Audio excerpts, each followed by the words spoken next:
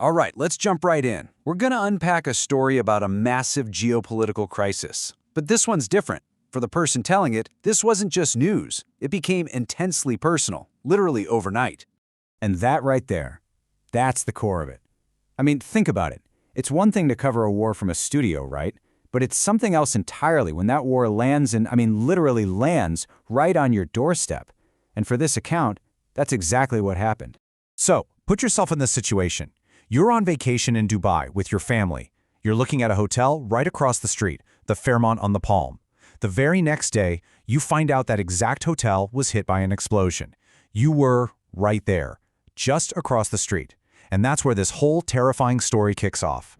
Okay, so let's get into the first part, this terrifyingly close call. Because what started as, a near miss with one explosion, well, it turned into a mad dash to escape a city that was about to be locked down.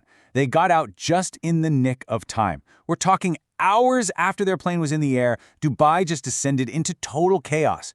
And get this is the news they get after they've landed safely. The very airport they just left, it's filled with smoke, completely evacuated. Every single flight is canceled. Drones are being shot down over the Burj Khalifa. You've got missile debris literally raining down on famous hotels like the Burj Al Arab. So while they made it out, some of their family members, they weren't so lucky. They were stuck, trapped in a city that had suddenly become a war zone. But in the middle of all that chaos, there was one piece of just incredible news. The UAE's air defense system, it worked almost flawlessly. I mean, look at these numbers. They faced a barrage of over 1,000 missiles from Iran, and official reports say they intercepted all but 5 of them. That success rate is just staggering, and it for sure prevented a much, much bigger catastrophe. So, that leads to the big question, right? What was behind all this? Well, while people were trapped in airports and cities were under attack, a huge military operation had just kicked off. And here it is. This was the headline that just turned the world upside down. The United States and Israel had launched a full-scale military attack on Iran.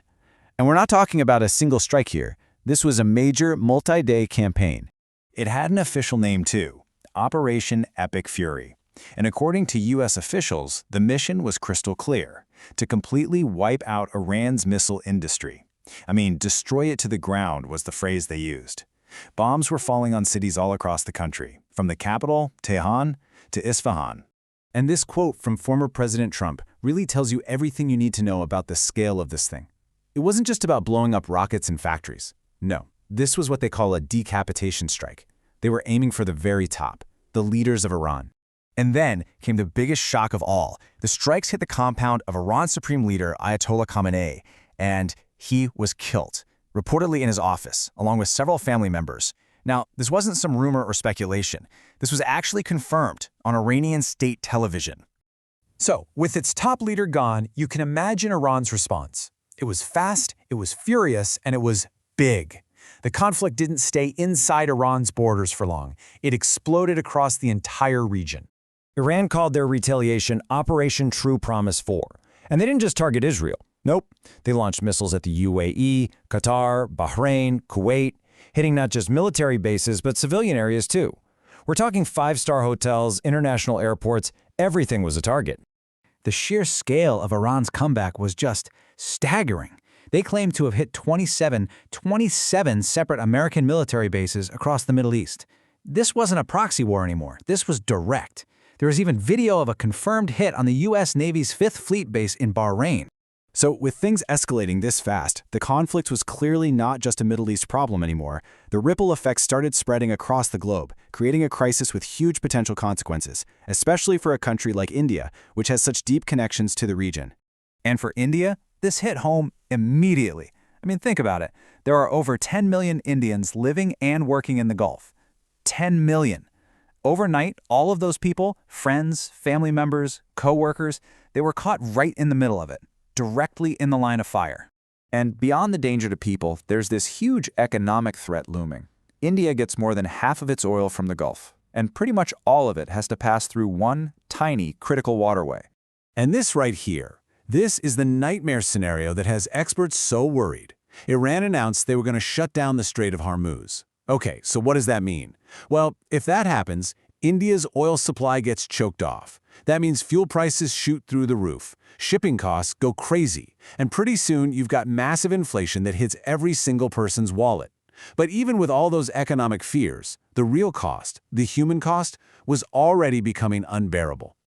You know, behind all the military strategy and geopolitics, the most heartbreaking price was being paid by ordinary people. During those first strikes, a girls' primary school in an Iranian city called Minab was hit. It was bombed during the day. The school was full of kids. At least 100 children were killed. So it just makes you ask, how on earth did we get here? How did it all happen so fast? Well, it turns out it wasn't so sudden after all. Let's peel back the layers and see how this really started. The clues were there for months. It started back in late 2025 when Iran's economy just imploded. That led to huge protests, which the government then crushed violently. Fast forward to early 2026, and the U.S. starts this massive military buildup in the area, the biggest since the Iraq War. And then, here's the really tragic part. Just one day before the attack, the finance minister of Oman is on record saying a peace deal was within our reach. The very next morning, the bombs started falling. And it seems this wasn't a snap decision.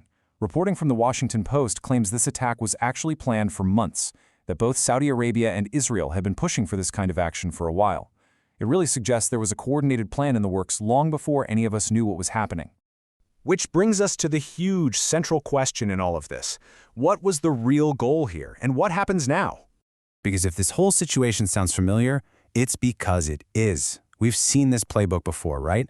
A foreign power intervenes to take out a dictator. Think Saddam Hussein in Iraq or Gaddafi in Libya. And both times, what was the stated goal? To bring freedom and democracy. But what was the result? Years, even decades of instability, horrific civil wars, and the rise of new terror groups that made life for regular people an absolute nightmare. And that's the terrifying question hanging over everything now. The biggest fear is that Iran, a country that's more than twice the size of Iraq, by the way, could go down that exact same road. So as the whole world holds its breath, everyone is asking the same thing. Is this time going to be different? Or are we watching the Middle East get pushed to the brink of a new and maybe even more dangerous kind of chaos?